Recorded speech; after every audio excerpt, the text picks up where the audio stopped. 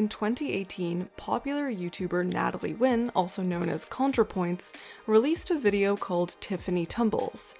In this video, Wynn simulates a sort of Platonian-style debate between two fictional trans YouTubers on opposite sides of the political spectrum.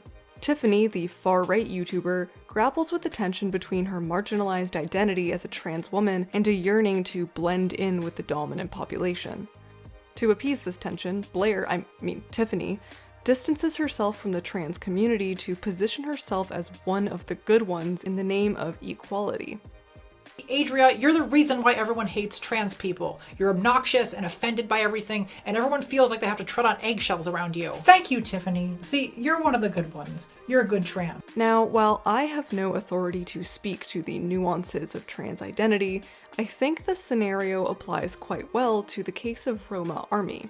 With over 600,000 followers, Roma Army is a TikTok account run by a Canadian woman named Chloe Sunderland, who has proclaimed herself the spearhead of a true equality movement. We want equality! Women should be equal to men, no matter what! We can do anything he can do! Well, perfect! Alright, so let's start by supporting male victims, combating female violence, giving women the same prison sentencing as men, supporting male victims, signing women up for the What the fuck? Not that kind of equality.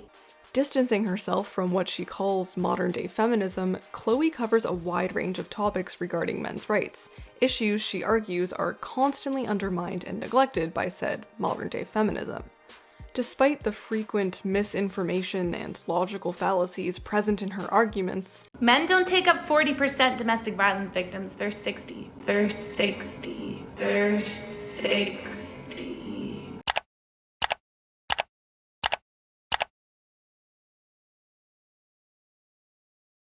Roma Army's cause is seemingly virtuous. The crux of her movement is this: if the definition of feminism is the advocacy of women's rights on the basis of the equality of the sexes, then we should be fighting for women's and men's rights equally. So she endeavors to demonstrate that both men and women are equally oppressed, and to give men the platform to discuss issues that she believes are constantly overshadowed in our post-Me Too society. And while her videos have gained widespread popularity and affirmation, Chloe never seems to articulate the source of all this oppression. Her brand of activism fights under the amorphous, apolitical banner of equality, but it leaves behind an important question. If equality is the end, does that make it the means?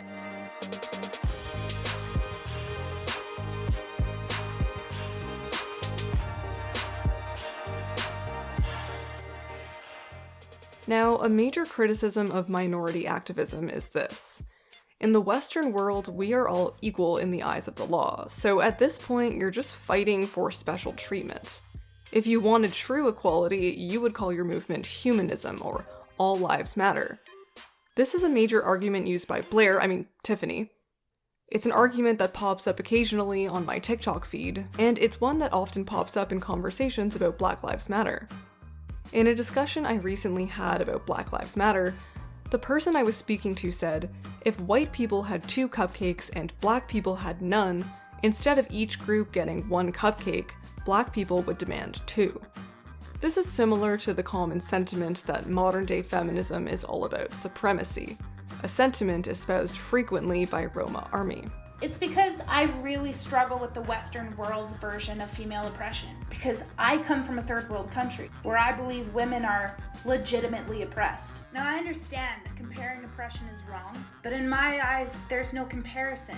I believe that the Western world has bred entitlement. Instead of men and women just looking at each other and being like, hey, let's be friends. It's who dominates the other. The assumption that these movements want supremacy presupposes that we live in an already equal society. Here's the thing though. Although we may all appear to be equal de jure, meaning in law, this does not mean we're all equal de facto, meaning in practice. Okay, take this example. According to the Center for American Progress, Black Americans own approximately 1/10 of the wealth of white Americans. In 2016, the median wealth for non-retired Black households 25 years and older was less than 1/10 that of similarly situated white households. Now, if we're to take the humanist argument that we're all born equal, then why does this happen? It doesn't add up to say Black Americans are simply less good at making money, so what's the reason? This is where systemic oppression comes in.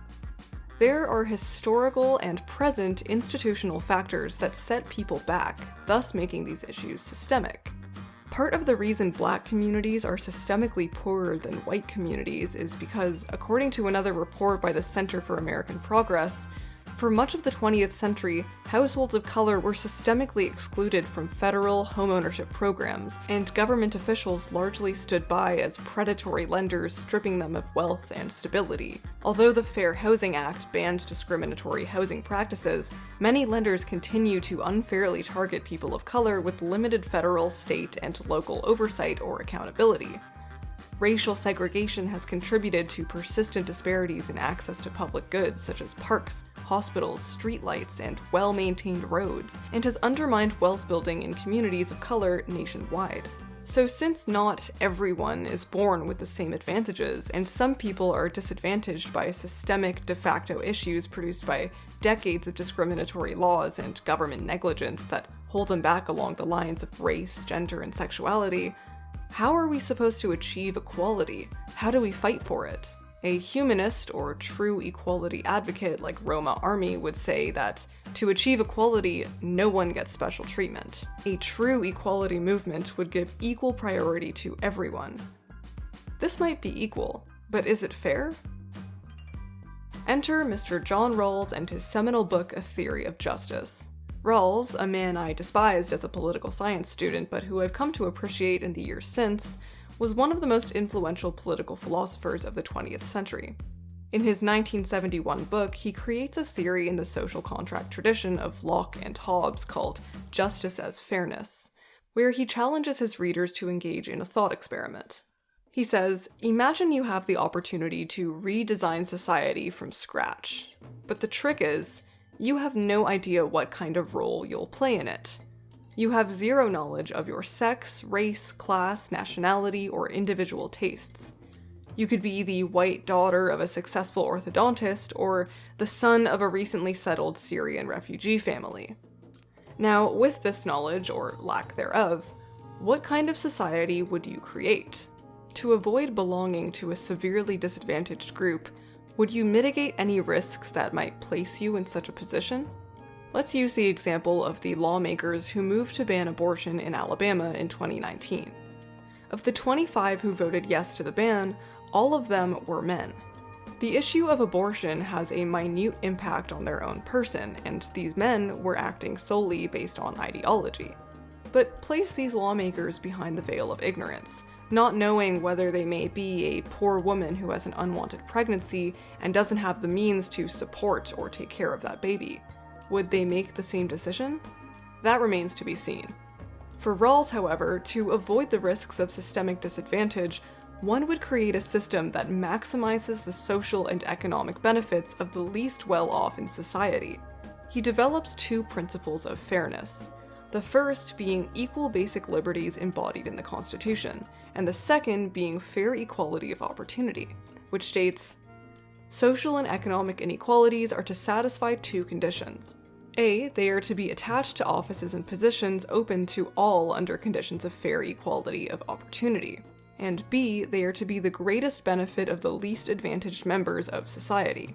This is otherwise known as the difference principle. The second principle of justice: no inequality in society, in distribution, no difference in wealth, is to be tolerated unless that difference works for the benefit of the worst off group in the society.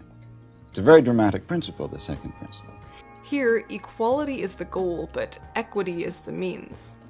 As Martin Brofenbrenner notes, Rawls suggests that equity, conceived of as fairness, with whatever degree of inequality individuals in this hypothetical original position and with lexical utility functions would approve, would serve as a means to increase the welfare of the society's least advantaged members, whose identity, when the vote was taken, would be completely unknown. Of course, this vote to design a just social order is only that, a design, a blueprint. Rawls confronts us with the problem of transferring the goal of an equal society into our current society, which is rife with inequality and lawmakers who don't always legislate with a commitment to justice. So how can we realistically reach that goal of equality? Only when liberty has been protected to the full are you entitled to consider the economic questions raised by the second principle. What do you yourself regard as the chief shortcomings of the theory? I think that Rawls relies too much on rather technical arguments, appealing in a very learned way to recent work in economics about what people in his original position would do. And I think those arguments are to some degree flawed. That is, it doesn't seem to be inevitable that people in his original position would come out with just what he does. I think what's more important, and what I wish he had stressed more, is the deep theory that underlies the use of this device, the sort of thing that you ask for when you say, quite rightly, why should what people decide in this rather strange situation, why should that have to do with justice? So I think it's a weakness that he, as it were, hides the real question, or appears to hide the real question. The usefulness, the importance of the book is not exhausted by the particular arguments it makes. It presents us with an enterprise and says to us, look, if these conclusions are appealing to you, if the idea that we must think about justice by thinking about them through these devices of fairness is at all appealing. The lack of clarity about how this would play out caused a ton of discord in the academic world. Some mistook his justification for inequalities to benefit the least advantaged as another version of trickle-down economics. Libertarians like Robert Nozick viewed it as an attempt to bolster more government interference and encourage free riders to abuse the system. Rawls himself amended his theory of justice numerous times in the years that followed. But although his socio-economic vision may be a bit lofty, I think the heart of it, which asks us to accept that there are people who fare terribly in our society, and to put ourselves in the shoes of the least well-off, is incredibly important when thinking about social justice, especially when it comes to Roma Army's conception of true equality and her position on fourth-wave feminism. I would like to talk about the difference between male victims and female victims in society, i.e., how we treat them. An audience laughed at Terry Crews's story of sexual assault. Nobody ever dares to question a woman's story anymore, which in return has actually added to their oppression, because men don't want to hire them in the workplace because all they have to do is say one thing and that's it. Men don't stand a freaking chance. We see that with male victims all the time. Where's the proof? Where's the proof? Well, I don't believe you. I need to see proof. But women, I stand with victims.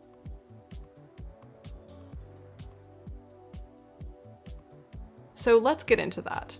Chloe raises a lot of valid points when it comes to men's position in society.